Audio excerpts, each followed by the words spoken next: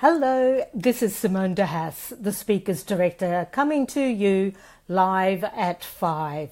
Today I'm going to share another 5 speaking tips with you in the next 5 minutes. Speaking tips that will help you take the stage in 2018 and beyond. So my tips for today are all about the voice, not necessarily how you sound, but what your voice tells your audience. It's an interesting thing around our voice. Everything we believe to be true about our ability to speak or our impact on an audience is something that is going to show up in our voice. So if we're feeling a little bit nervous or lacking in confidence, or in fact if we're feeling too enthusiastic, things like that actually show up in our voice. Maybe we end up pushing our voice a little too much at the audience, or perhaps on the other hand, right at the other end of the spectrum, perhaps we're a little bit too quiet and we're not sharing our voice and not being as vocally present as we can be. Today's tips are going to focus on some of the ways that you can manage that. So my very first tip for you today is how to do some vocal warm-ups. In fact, all of them are around different vocal warm-ups that you can do to help you be really vocally present and help you take the stage. The very first tip is a very simple one.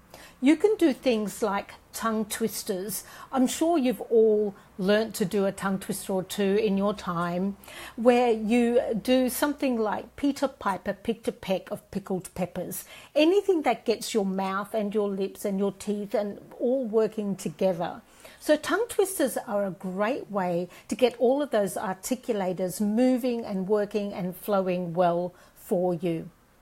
Tongue twisters really help you energize your voice and get your voice out towards the audience rather than stuck in the back of your throat. You can Google tongue twisters, you'll find any manner of them. So some of my favorites are things like red leather, yellow leather, royal lawyers, loyal lawyers, that's a fairly tricky one to say, or a copper coloured coffee pot. Anything that gets your lips and teeth and tongue moving is great. Tip number 2 follows on from this. There's another great kind of tongue twister you can do that again gets all of the articulators moving, and that is to say the lips, the teeth, the tip of the tongue, the tip of the tongue, the teeth, the lips. If you say that and you build up some speed with that, you'll notice that all of the articulators are really going. The lips, the teeth, the tip of the tongue, the tip of the tongue, the teeth, the lips. So that's a great one to really get your voice warmed up and to get that voice out there and get you projecting. Tip number 3, this is more to do with getting the breath out and something I like to do before I take the stage, and it's called a yawn sigh. So you start off with yawning. Now if I do it here I'm going to make everybody yawn, but I'm going to do it anyway. So doing a yawn opens up all of those resonators in your head. If you yawn, but then you sigh at the end of it, so it's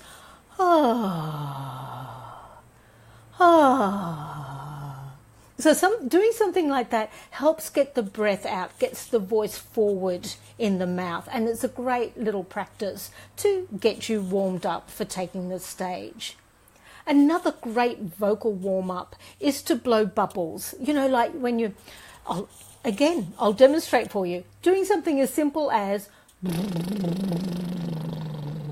I think as kids we used to call it horselips or blowing raspberries. But again, it gets the mouth. You can feel if you do it really well and just do it for a couple of seconds, like 10 seconds or so, you'll notice that your lips and your tongue will really start to buzz and feel a lot more awake. So that's another great tip to help you really wake up those mouth muscles and get you articulating well and really getting into that flow of letting your voice fall out and connect with your audience. And then the final one is a little different. So this is around your vocal presence, and I'll talk more about presence in another one of my live at 5. But for this one, I want you to actually really ground your voice. I want you to imagine that you are grounding yourself through from the top of your head all of the way down to your feet. Because when you ground your presence in your feet, if you like, just let that flow from the top of your head all the way through the body. If you allow yourself to ground your presence in your feet to start with, you can think on your feet. It's a great way to be really present. And then bring that flow of energy back up to your heart. So imagine it going top down, all the way down to your feet. Connect with your feet, ground your energy and your presence in your feet. That way you'll think fast on your feet. Then bring the energy back up to your heart and focus on your heart area to allow the heart-centered voice to come out to the audience. Because after all, this is what we're here to do. This is what we're here to share, is our voice, but share it through our heart and share through the message that is so important to us. That will also help you get out of your head and connect with the heart of your message by grounding and anchoring your presence. So I hope you've enjoyed those tips. It's very quick, 5 at 5. So to recap, we're starting with vocal warm-up. So we're doing tongue twisters as a warm-up. We're doing blowing bubbles as a warm-up, blowing raspberries or horse lips. We're doing the yawn sigh as a potential warm-up that'll get you, invigorate your breath and really energize that vocal box. And we are grounding and anchoring our presence, and the lips, the teeth, the tip of the tongue is the other warm-up that you can do. So I hope you've enjoyed this 5 at 5. Take care, and I'm going to check in with you again tomorrow for Live at 5 for another 5 speaking tips. I hope you've enjoyed. Catch you tomorrow. Bye for now.